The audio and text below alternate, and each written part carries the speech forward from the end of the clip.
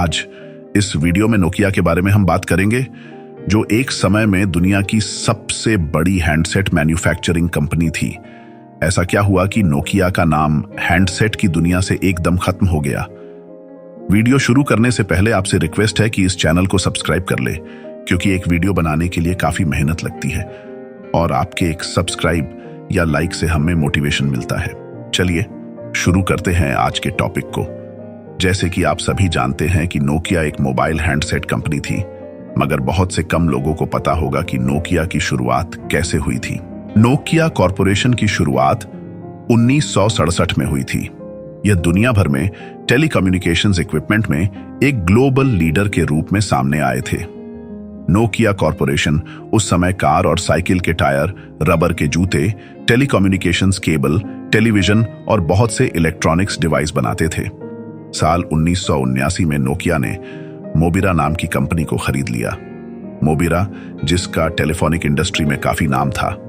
Nokia ने मोबिरा के साथ मिलकर साल 1982 में अपना पहला फोन लॉन्च किया, जिसका नाम नोकिया सेनेटर था, जो कि एक कार फोन था और उसका वेट लगभग 10 किलो था।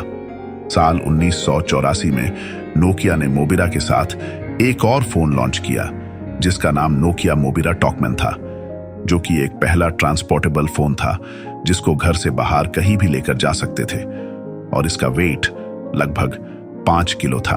फिर साल 1987 में नोकिया मोबिरा ने अपना तीसरा हैंडसेट लॉन्च किया, जिसका नाम था नोकिया मोबिरा सिटीमैन, जिसका वेट लगभग 600 ग्राम था और इस फोन को कहीं पर लेकर जा सकते थे।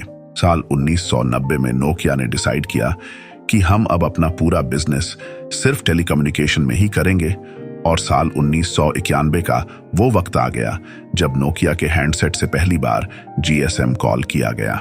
साल 1992 में नोकिया अपना बिजनेस यूरोपियन और यूनाइटेड स्टेट्स मार्केट में फैला रहे थे। साल 1992 में मोटोरोला और नोकिया ने मार्केट पर कब्जा कर रखा था। मोटोरोला ने 57.9% और नोकिया ने 42.1% मार्केट शेयर कवर कर रखा था। साल 1994 तक नोकिया का बिजनेस काफी अच्छा करने लग गया था और वो उम्मीद करने लग गए थे कि कुछ सालों में वो नोकिया हैंडसेट 4 लाख तक सेल कर देंगे। मगर कुदरत को कुछ और ही मंजूर था। उन्होंने सबकी उम्मीद से परे 2 करोड़ हैंडसेट बेच दिए। अब नोकिया एक बहुत बड़ा ब्रांड बन चुका था और मार्केट में सिर्फ ये चल रहा था कि मोबाइल फोन मतलब नोकिया। यूरोपियन और यूनाइटेड स्टेट्स मार्केट में सफलता पाने के बाद नोकिया ने अपने बिजनेस को भारत की तरफ मूव किया और साल 1995 में नोकिया ने अपने फोन को भारत में लॉन्च कर दिया। साल 1998 में नोकिया ने भारतीयों के दिल के बहुत ही करीब सारे जहां से अच्छा रिंगटोन अपने नए मॉडल 5110 में लॉन्च करी, जिससे भारतीयों को उस फोन को खरीदने की होड़ लग गई और 1998 में नोकिया मोबाइल फोन इंडस्ट्री का बादशाह बन गया था। साल 2000 के आते आते मोबाइल फोन की मार्केट काफी तेजी से बढ़ने लग गई थी और मार्केट में और भी मोबाइल फोन हैंडसेट की कंपनियां आने लग गई थी, मगर नोकिया ने सबसे ज्यादा मार्केट को कवर कर रखा था। नोकिया अपने एंगेजमेंट को बढ़ाने के लिए कुछ ना कुछ नया ट्राई करता रहता था। जैसे नोकिया ने अपना नया मॉडल लॉन्च किया 3210। इस हैंडसेट में इंडियंस को लोकल टेस्ट देने के लिए इसमें नोकिया ने हिंदी मेन्यू ऐड कर दिया, जिससे लोगों में नोकिया फोन लेने की एक होड़ सी मच गई। फिर आया साल 2003। इस साल नोकिया ने अपनी सीरीज 3300, 3310, 1100 और 1110 हैंडसेट सीरीज लॉन्च करी। इन फोन्स को लोगों ने काफी पसंद किया। मैंने भी अपना पहला फोन 1110 लिया था, जिसमें स्नेक वाला गेम मेरा सबसे फेवरेट होता था। उसमें टॉर्च का फीचर भी था, जिससे लोग काफी अट्रैक्ट हुए। क्या आपने भी नोकिया की यह सीरीज यूज करी थी? कमेंट करके जरूर बताइए। इस सीरीज ने 70% से ज्यादा मार्केट कैप्चर कर ली थी। साल 2006 में नोकिया ने अपनी मैन्युफैक्चरिंग यूनिट चेन्नई में लगाई। नोकिया का यह बहुत बड़ा अचीवमेंट था, क्योंकि इससे भारत के लोगों को रोजगार मिल रहा था। साल 2007 में जिस वक्त नोकिया अपनी प्रेजेंस भारत और बाकी एशियाई कंट्रीज में स्ट्रॉन्ग कर रहा था, तब उसकी प्रेजेंस यूनाइटेड स्टेट्स और यूरोप में कम हो रही थी। क्योंकि इन जगहों पर गूगल एंड्रॉयड ऑपरेटिंग सिस्टम और आईफोन ऑपरेटिंग सिस्टम की एंट्री हो चुकी थी। साल 2007 में यूनाइटेड स्टेट्स और यूरोपियन मार्केट में एंड्रॉयड की मार्केट काफी तेजी से बढ़ रही थी, जिसकी वजह से सैमसंग का मार्केट शेयर तेजी से बढ़ रहा था। ऐसा क्यों हो रहा था कि नोकिया की प्रेजेंस यूनाइटेड स्टेट्स और यूरोप मार्केट में कम होती जा रही थी? क्या नोकिया में वो बात नहीं रह गई थी या फिर कुछ और वजह थी? नोकिया जो ऑपरेटिंग सिस्टम यूज कर रहा था उसका नाम सिम्बियन था, जो कि एक स्लो ऑपरेटिंग सिस्टम था। गूगल एंड्रॉयड और आईफोन ऑपरेटिंग सिस्टम लेटेस्ट और फास्ट ऑपरेटिंग सिस्टम थे। सिम्बियन में टोटल एप्लीकेशंस 20,000 के करीब थी और आईफोन में लगभग 2,50,000 मोबाइल एप्लीकेशंस थी, और वही एंड्रॉयड में 1,50,000 के करीब मोबाइल एप्लीकेशंस थी, जिसकी वजह से लोगों में ज्यादा एंटरटेनमेंट के लिए गूगल एंड्रॉयड और आईफोन ऑपरेटिंग सिस्टम पर मूव करना शुरू कर दिया। नोकिया चाहता तो वो भी गूगल एंड्रॉयड पर मूव कर सकता था, मगर नोकिया ने जैसे कोई कसम खा ली थी कि वो सिम्बियन का साथ नहीं छोड़ेगा।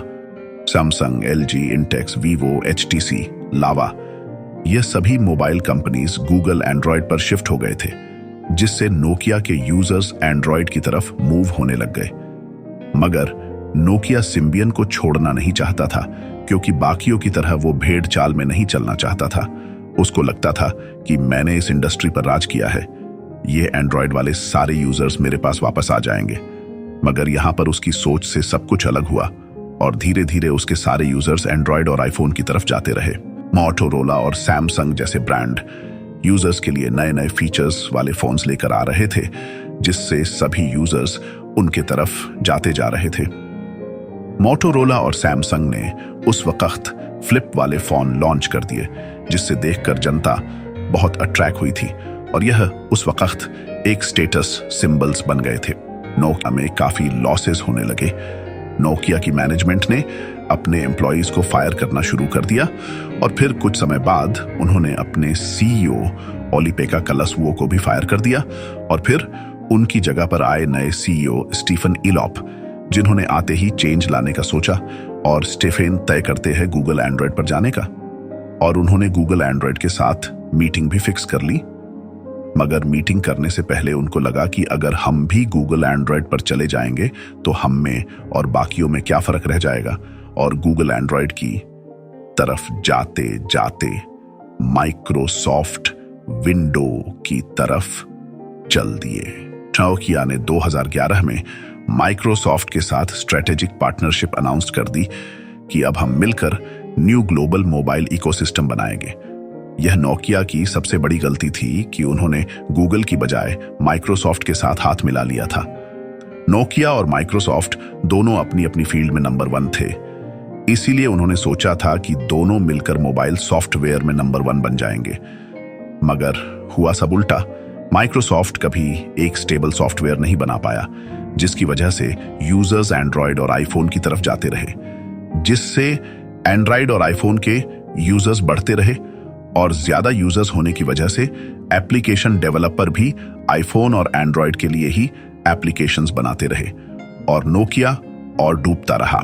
साल 2011 तक आईफोन और एंड्रॉयड आदि से ज्यादा मार्केट पर कब्जा कर चुके थे, और यह दोनों नोकिया को बची हुई मार्केट से भी बाहर करने का रास्ता दिखा रहे थे। एंड्रॉयड का सबसे ज्यादा मोबाइल हैंडसेट उस वक्त सैमसंग बन चुका था।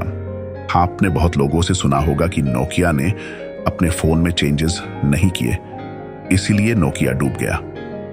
मगर नोकिया ने चेंजेस तो करे, मगर सही वक्त पर सही चेंजेस नहीं करे, जिसकी वजह से नोकिया का यह हाल हो गया। साल 2014 में नोकिया की सोच से हटकर नोकिया की उल्टी गिनती शुरू हो गई थी, और नोकिया का मार्केट शेयर सिर्फ 13.2% रह गया था। एप्पल के आईफोन ने भी अपना ही सॉफ्टवेयर बनाया, आईफोन ऑपरेटिंग सिस्टम, मगर आईफोन सॉफ्टवेयर बहुत ही स्टेबल सॉफ्टवेयर था। आईफोन ने सही वक्त प्लानिंग के साथ उसको लॉन्च किया था। आईफोन किसी पर कभी भी डिपेंडेंट नहीं रहा, अपने सिस्टम को इतने अच्छे से डिजाइन किया है कि एप्पल के सभी प्रोडक्ट आपस में इंटरकनेक्टेड होते हैं, जैसे कि एप्पल का आईफोन, स्मार्ट वॉच और आईपैड अगर आप इन तीनों को यूज करो तो ये आपस में इंटरकनेक्टेड रहेंगे ताकि आप एक डिवाइस से तीनों को एक्सेस कर सको। एप्पल का खुद का ब्राउजर भी है जिसको हम सफारी के नाम से जानते हैं। जो यूजर्स एक बार एप्पल प्रोडक्ट को यूज कर लेता है तो वो बहुत ही मुश्किल से दूसरे प्रोडक्ट पर जाता है। साल 2021 में नोकिया का मार्केट शेयर सिर्फ 0.6% रह गया है। किसी वक्त पर मोबाइल इंडस्ट्री पर राज करने वाले का यह हाल होगा, यह कभी किसी ने नहीं सोचा होगा। इसलिए हमें वक्त के साथ बदलना तो चाहिए, मगर उसके साथ सही रास्ता पर भी चलना चाहिए। अगर आप लाइफ में अकेले चलते रहोगे तो अकेले ही रह जाओगे, इसीलिए मिलकर चलो।